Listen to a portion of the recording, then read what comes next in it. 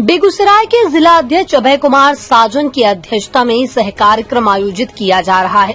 0 mile से दिनकर जी की प्रतिमा पर माल्यार्पण करते हुए सिमरिया गांव पहुंचे। मोदी सरकार के 9 साल देश बेहाल कार्यक्रम के तहत बेगूसराय जिला कांग्रेस कमेटी की ओर से आदर्श ग्राम सिमरिया में पोल खोल कार्यक्रम का आयोजन किया गया। इस कार्यक्रम की शुरुआत शहीद स्थल बेगूसराय से शुरू हुई, जहां शहीद स्मारक पर लोगों ने फूलमाला चढ़ाकर इस कार्यक्रम की शुरुआत की। जिसके बाद काफिला राष्ट्रकवि रामधारी सिंह सिमरिया पहुंचा, जहां एक कार्यक्रम का आयोजन किया गया। इस दौरान बड़ी संख्या में कांग्रेस के नेता और कार्यकर्ता शामिल थे। इस कार्यक्रम में कांग्रेस के नेताओं ने मोदी सरकार के 9 साल के कार्यकाल की पोल खोलने का काम किया। इस संबंध में कांग्रेस के जिला अध्यक्ष अभय कुमार सिंह उर्फ सार्जन सिंह ने बताया कि आज हम लोगों ने शहीद स्थल पर माल्यार्पण के बाद राष्ट्रकवि रामधारी सिंह दिनकर की धरती पर जा रहे हैं, जहां मोदी सरकार के द्वारा 2014 में पूरे देश में पंचायतों को गोद लेने का काम किया गया था। उस दौरान उस पंचायत को आदर्श गांव बनाने का संकल्प लिया गया।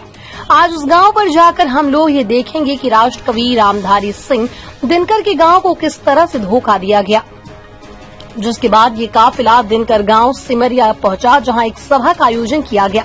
इस सभा में बड़ी संख्या में नेता और कार्यकर्ता शामिल हुए। जहाँ मोक्ष की प्राप्ति होती है, इसीलिए हम लोग यहाँ इस गांव में आए हैं और इस गांव से आशीर्वाद लेंगे और बेगूसराय जिला में निश्चित रूप से इस बार कांग्रेस का झंडा हम लोग फहराएंगे और यहाँ का सांसद, बेगूसराय का सांसद महागठबंधन का होगा। यही मैं यहाँ से आशीर्वाद लेने के लिए इस गांव में मैं आया हूँ। मोदी जी पूरे जिला कांग्रेस परिवार हम लोग अपने जिला अध्यक्ष जी के नेतृत्व में यहाँ पर पहुँचे हैं और ये पोल खोल अभियान जो है हम लोग आम जनों को के अंदर जन जागृति पैदा करने के लिए आए हैं कि जिस तरह से ये जो देश की जो फांसीवादी ताकतें हैं, नरेंद्र मोदी और अमित शाह की सरकार बिल्कुल झूठ और फरेब पे टिकी हुई है। आम जन को, चाहे युवा हो, किसान हो, नौजवान हो, सब लोग अपने आप को ठगा हुआ महसूस कर रहे हैं। उसी क्रम में आज हम लोग दिनकर की इस पावन धरा पे हम लोग आए हैं। आप जानते होंगे सभी हमारे देशवासी, जिस समय नरेंद्र मोदी जी प्रथम बार प्रधानमंत्री बने थे तो उन्होंने प्रत्येक अपने अपने संसद को जिम्मा सौंपा था कि आप लोग एक एक पंचायत को गोद ले, एक एक गांव को गोद ले। परंतु जिस प्रकार से आज हमारी देश की माताएं बहनें देखे होइएगा कि जंतर मंतर पर बैठ करके अपने मेडल को गंगा में प्रवाहित करने पे बेबस है, ठीक उसी प्रकार ये जो गंगा के किनारे ये गांव है उसे भी ठगा गया और पूरे देश में इस तरह का उन्होंने ठग का वातावरण बनाया है। हम कांग्रेस परिवार इस ठग के खिलाफ आज से जो पोल खोल अभियान के तरफ बेगूसराय से ये जो शुरुआत किए हैं, हम लोग इस अभियान को निरंतर चलाते रहेंगे और उनकी जो झूठ की ताकत है और जो झूठ के ताने बाने के साथ वो सरकार चला रहे हैं, आने वाले लोकसभा चुनाव में निश्चित तौर पे हम लोग बेगूसराय सहित पूरे बिहार में महागठबंधन का परचम लहराएंगे और देश के गद्दी पे से नरेंद्र मोदी को उखाड़ फेंकेंगे।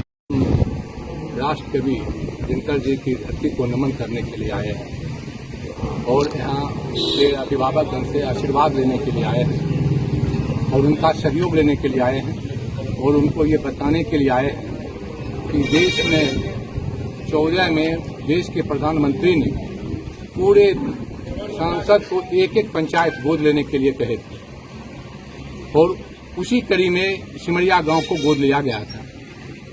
और अभी जो भारतीय जनता पार्टी का कार्यक्रम चल रहा है 9 साल बेमिसाल, मैं वही कड़ी में यहाँ पहुंचा हूँ कि एक गांव, एक पंचायत को गोद लिया गया भारत के प्रधानमंत्री के द्वारा और उस गांव को आदर्श गांव नहीं बनाया गया। सबसे बड़ा दुर्भाग्य की बात है, जितने भी लीडर आते हैं राष्ट्रकवि के नाम पर हम कहते हैं, हम दिनकर जी की धरती पर हम स्वागत करते हैं, राष्ट्रकवि दिनकर जी का स्वागत करते हैं और उस गांव को उपेक्षित किया जा रहा है। 3 साल पहले भी यहाँ एक सांसद आए, जिस ढंग से राज्यसभा सांसद दिनकर जी को राष्ट्रपति के द्वारा मनोनीत किया गया था, उसी तरह यहाँ भी एक सांसद है जो राष्ट्रपति के द्वारा राज्यसभा है। वो भी 3 साल पहले आए कि पुस्तकालय में ये करेंगे वो करेंगे, लेकिन कुछ नहीं हुआ। आज मैं निश्चित रूप से कहूंगा कि मैं अगले बार भी जिलाध्यक्ष था तो श्री बाबू को मूर्ति को लगाने के लिए प्रशासन और बिहार सरकार, तत्कालीन बिहार सरकार लगाने के लिए नहीं दे रहा था, तो मैंने जिला कांग्रेस कमेटी के कार्यकर्ताओं के बदौलत श्री बाबू को मूर्ति लगाया और 2-2, 3-3 मुख्यमंत्री वहां पर माल्यार्पण किए।